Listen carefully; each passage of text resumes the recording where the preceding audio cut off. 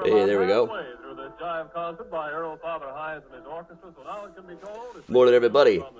Back again. I'm a mess. I don't need to be in that good a shape. Just gonna go get my mouth drilled open. Fun. Welcome along, everybody. Solved a mystery yesterday that I'd show off. Midway through some others, I really want to keep following some trails that I've picked up, and no, I gotta go get my mouth drilled. Hey Jim, hey Betsy and Marie. Hey Kathleen, Nancy, and Lorena. Hey Gladys, Todd, Chris, Timothy, Cindy. Good morning, Susan, Luann, Sarah, Marcia. Hey Arlene over on YouTube. Hey Georgia, Susan, and Beth. Yeah, well, it's one of those days I get to broadcast on YouTube at least, because it is way too cold to be trying to broadcast with my phone outside. Hey Katie, Jean, Jeanette, Eileen, Vicky. Hey everybody, hey Octavio. Not getting nailed that I know of. Who knows what they're going to decide to do once I get there? Who knows how much insurance is actually going to cover?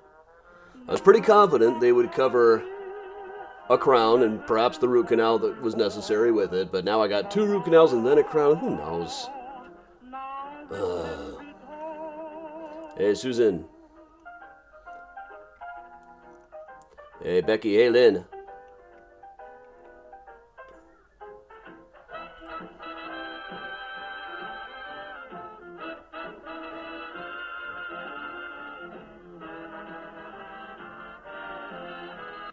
Hey, Frank.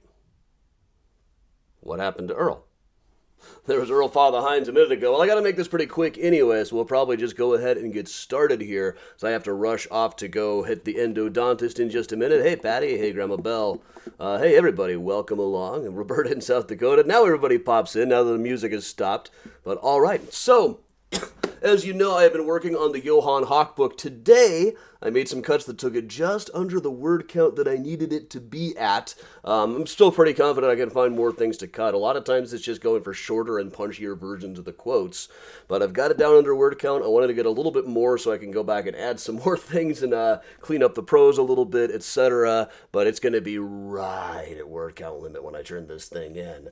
In any case, naturally, even though the book was already pretty much written about a year ago, I did have a couple of mysteries that I hadn't quite solved before, so I'm of course diving back in, checking newly digitized things, new vinyl records, and actually having some pretty good luck. I just, this morning I found where his third Chicago wife was buried.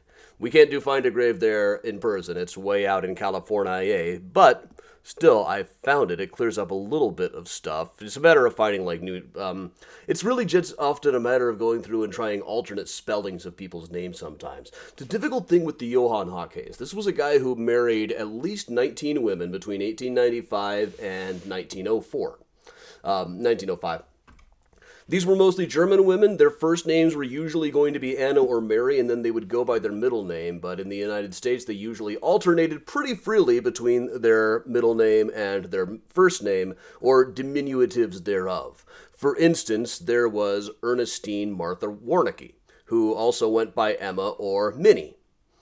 And Minnie had 4 or 5 different last names by the time she married Johann Hawk. She married several different people, and so each of those were spelled 7 or 8 different ways. You wouldn't think the name Rankin could have so many alternate spellings, but there were a lot of them. So trying to find really good data about these people can be really quite a challenge. One of the bigger outstanding ones that I had still been hoping to find was one of the women that he married and then deserted. Because she had such a cool story. She wasn't really latched onto by the press as much as she should have been. But this is Eugenie Street here in Chicago, right around the southern end of the Lincoln Park neighborhood, and part of his old stomping grounds. So in late 1902, early 1903, having gotten out of jail, Hawk got a job in a hardware store that was run by a niece of a woman who operated a boarding house right here on Eugenie Street, right in this house, which miraculously is still even standing. She was living there with her stepdaughter. Her husband, Heinrich, had died earlier in that year. I think it was early 1903, and she married Her name was Mary Elizabeth Gerke. I'm calling her Elizabeth in the book because there are lots and lots of Marys in this story. This is probably an older picture of her. But at the time that he moved in, she was living with her teenage stepdaughter, Dora, who would go on to die in the Iroquois Theater fire about 9 months later, and also her husband, who was an Iowa piano dealer at the time, was staying there. So he listened as Hawk would go and recite all these stories about how sad he was that his previous wife had died. Then he would say to Mrs. Gerke, "You should marry me." And she went to her brother and said, "What do you think? Should I marry this guy?" And her being quite a bit older than Hawk, her brother said, "Well, you're old enough to make up your own mind, I think." So she married him. Now here's where it gets a little bit odd. Apparently she insisted that he learn how to do hypnosis. She was very into things like spiritualism and psychic powers and was trying to learn to become a spirit medium to make extra money. So he ordered like a mail order course on hypnosis, and when the police found this eventually, he just ended up leaving her. He didn't kill her. He may have tried. She got sick, but managed her own care and got better. He kept saying, you should make a will with me as the benefactor, or you should get some life insurance. And she kept saying, "No, I don't think I'm going to do that." Then finally one day he said, "You need to turn over all your money to me. I will hypnotize you." And she said, "No, I'll hypnotize you." Tried to get $500 from her, went to his usual routine saying, "Well, guess what? I just found out my father died and I have to go to Europe to get all of the money. Can you loan me $500 so I can go to Europe?" That's what he would usually do. He would take the money and run, but she said, "No, don't think so. Here's $25 of your money that I've been holding. Just take that." So he took that and left with her ex-husband's overcoat. It was said at the time that she missed the overcoat more than she missed him. Now, when the police found out about this, around the same time Hawk was captured in New York and found this trunk full of disguises, magician gear, and hypnosis stuff, including a complete mail-order guide to hypnotism, and a certificate proving that he had graduated through the course, or at least paid for the certificate for it. Of course, there was much rejoicing, because there was a lot of rumors that he had been hypnotizing people with a zither over the years. So Elizabeth was very proud when she talked to the other wives. She's like, "Yep, he didn't get a cent out of me, just an old overcoat." But then she told the newspapers he really was a model husband. I think that what happened is really just he fell under the mysterious power of some other woman. She seemed even to forgive him at the time.